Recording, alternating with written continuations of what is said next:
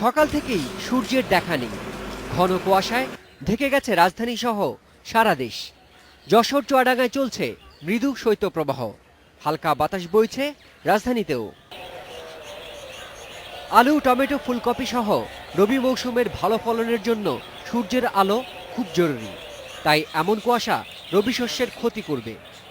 এছাড়া কুয়াশার সাথে যদি হালকা বৃষ্টিপাত হয় তবে সারা দেশের আলু চাষে মারাত্মক প্রভাব পড়বে বলে আশঙ্কা করছেন কৃষিবিদরা। ফগি ওয়েদারের জন্য সেই সানলাইটগুলো পায় না। তাছাড়া সেই সময় ময়েশ্চার কন্টেন্ট বেশি বেড়ে যায়। অনেক বেশি বেড়ে যাওয়ার ফলে যত রকমের প্যাথোজেন আছে তার স্প্রেড সবচেয়ে বেশি হয়। ধানের ক্ষেত্রে হতে পারে, হুইটের ক্ষেত্রে হতে পারে, এবং আলুর ক্ষেত্রে তো আমি বললামই। তো এই ক্ষতিটা ফগি ওয়েদারের জন্য হয়। তবে এটা যদি একটু দীর্ঘ সময় ধরে থাকে তাহলে একটা মারাত্মক ক্ষতি হতে পারে। আবহাওয়া অফিস বলছে, রাজধানীতে ঘন কুয়াশায় সূর্যের আলো প্রবেশ করতে না পারায় শীত অনুভূত হচ্ছে বেশি।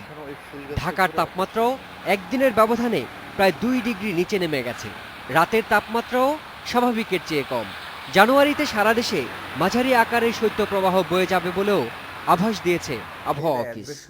এই অ্যাডভেকশন ফগটা মধ্যরাত থেকে তৈরি হয় এবং বেলা 10টা, 11টা, 12টা, কোথাও কোথাও 12টা পর্যন্ত থাকে। মনে হচ্ছে যে এটা আরও হয়তো 2-1 দিন কন্টিনিউ করবে, তারপরে ফগটা কেটে যাবে।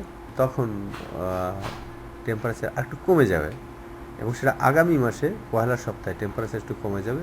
তখন আবার নতুন করে হয়তো শৈত্যপ্রবাহ আসতে পারে। আবহাওয়াবিদরা বলছেন, জানুয়ারির প্রথম সপ্তাহে উত্তর পূর্ব দিক থেকে হিমেল হাওয়া নেমে আসতে দেশের তাপমাত্রা আরও নেমে যাবে।